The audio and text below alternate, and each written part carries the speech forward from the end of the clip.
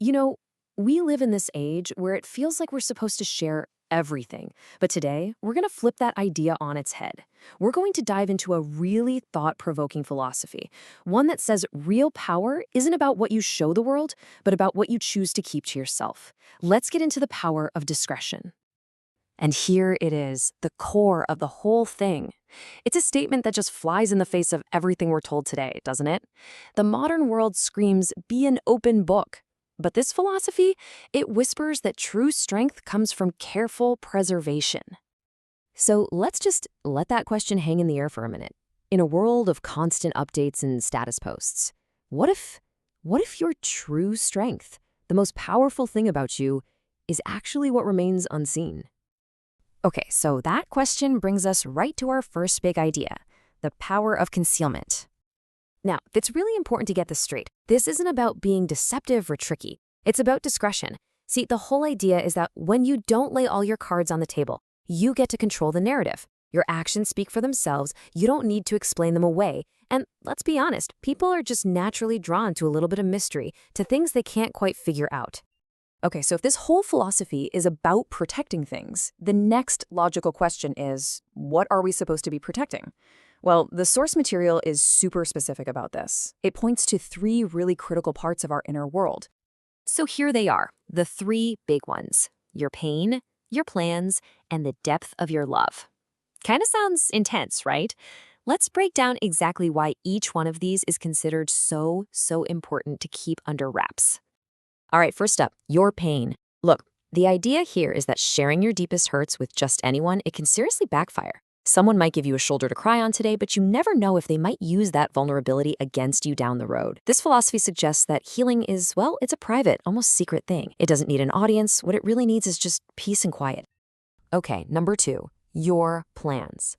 And I love this metaphor, guarding your plans like a seed. Think about it. If you go around telling everyone your big, amazing idea before it's even started, what happens? You open the door to doubt, to negativity, maybe even jealousy. But if you nurture that plan in private, you let it grow strong roots before it has to face the world. And finally, number three, the depth of your love. Now, this isn't about being cold or closed off, not at all. It's about being wise. Showing the full, incredible depth of your love right away can honestly make you really vulnerable to being taken for granted. The idea is that true, deep love, just like trust, is something that should be given to people who have actually proven they're worthy of it.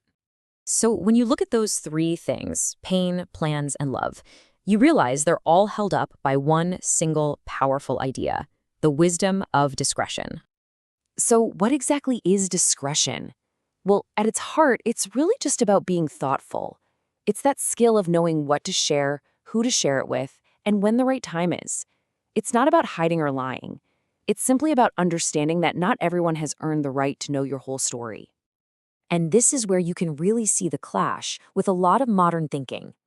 On one hand, the world tells us, be open, share freely, vulnerability is strength. But this philosophy, it says something very different. It says, be discerning, guard your heart, silence is strength. It's a totally different way of looking at power. This all leads to a really crucial point about trust. It's seen as this beautiful, but also incredibly dangerous gift.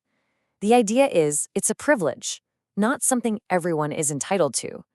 Trust has to be earned through consistent action and proven character, not just empty promises. And that brings us to the power of silence.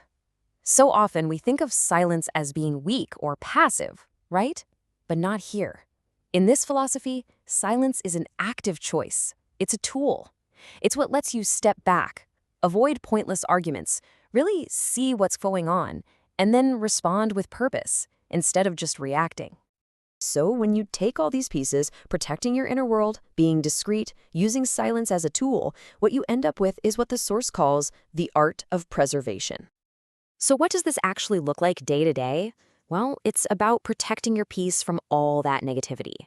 It's nurturing your plans quietly, healing from your pain away from prying eyes, choosing your words carefully, and giving your trust based on proof, not just promises. It's like building a fortress, not to lock people out, but to keep the most valuable things inside safe. And really, what it all comes down to is an act of profound self-respect. This isn't about being fake or living in fear. It's about knowing your own worth and understanding that the deepest parts of who you are, well, they're treasures, and treasures deserve to be protected. All right, as we start to wrap this up, let's boil this whole philosophy down to its most powerful, most essential takeaway. Just think about that for a second. In a world that's constantly screaming for us to share every little thing, maybe, just maybe, the greatest source of our strengths, our resilience, our very identity is grown in that quiet, private space that belongs only to us. So, I'll leave you with a question to mull over.